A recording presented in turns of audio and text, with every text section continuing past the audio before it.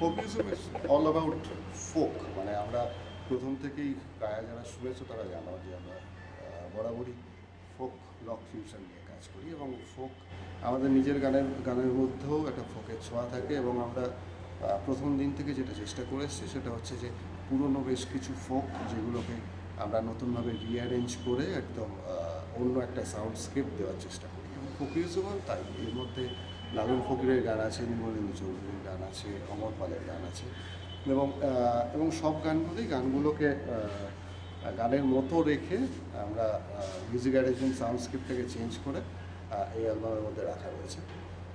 আশা করি আমাদের যারা শ্রোতা রয়েছেন তাদের প্রত্যেকের ভালো লাগবে, এবং বিশেষ করে একদম যারা টিনেজার, যারা কলেজ ক্রাউড, তাদের কথা মাথায় রেখেই আমরা এইভাবে ফোক রক ফিউশনটা করা হয়েছে।